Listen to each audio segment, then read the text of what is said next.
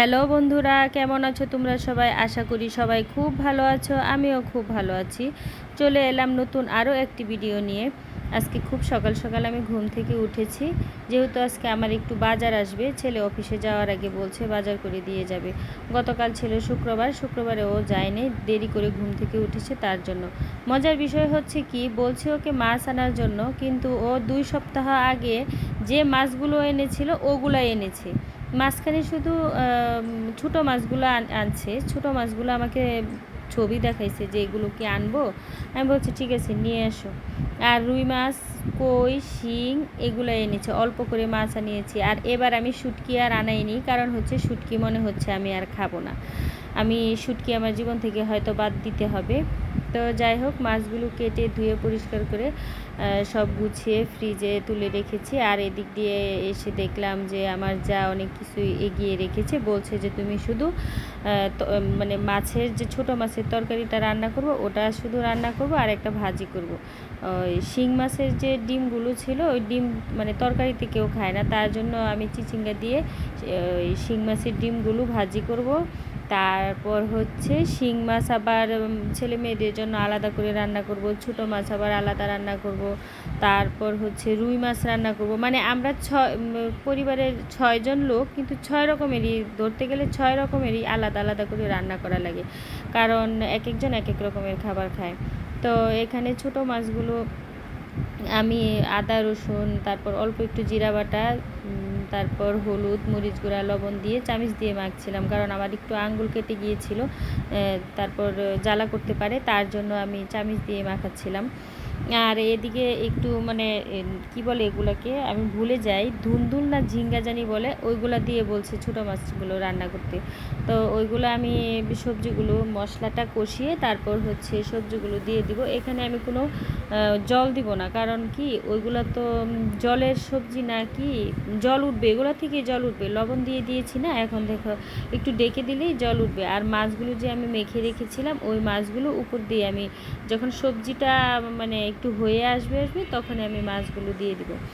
আর মাছগুলো দিয়ে একটু ঢেকে দিব, না হলে একসাথে আবার এটা একসাথে যদি আমি মেখে রান্না করতাম না, তাহলে কি ওটা আবার মাছগুলো একদম ভেঙে যেত, তার জন্য আমি মাছগুলো পরে দিয়েছি। আর এখানে আমি একটু মশলা রেডি করছি হচ্ছে শিং মাছ রান্না করার জন্য। এখানে আমি আদা, জিরা, তারপর একটু রসুন বাটা, হলুদ, মরিচ এগুলো সব একটু জলে গুলিয়ে তারপরে তেলে দিয়ে দিয়েছি। এটার মধ্যে আমি কোনো পেঁয়াজ দিই নেই।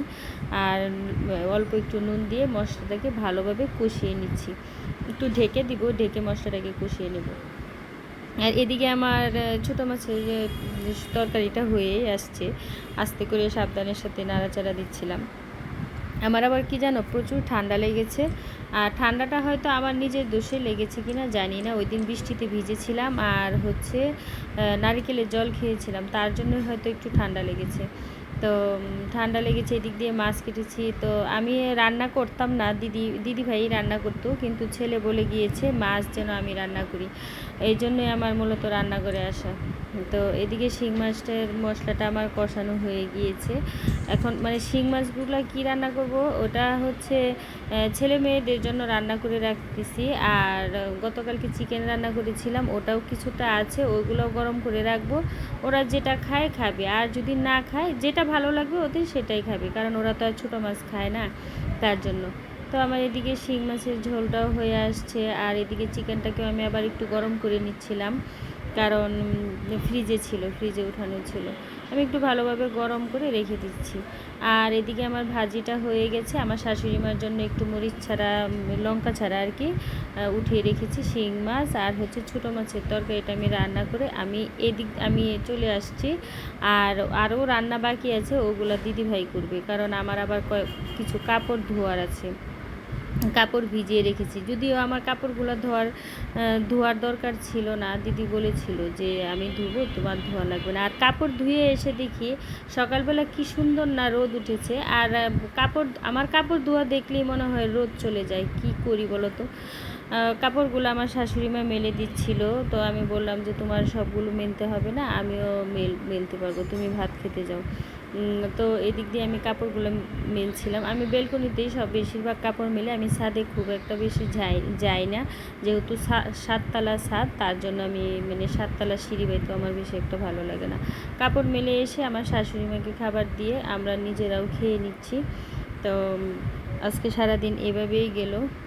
তো ভিডিওটা তোমাদের কাছে কেমন লেগেছে অবশ্যই কমেন্ট করবে, আর যদি চ্যানেলে নতুন হয়ে থাকো তাহলে অবশ্যই চ্যানেলটিকে সাবস্ক্রাইব করে পাশে থাকবে।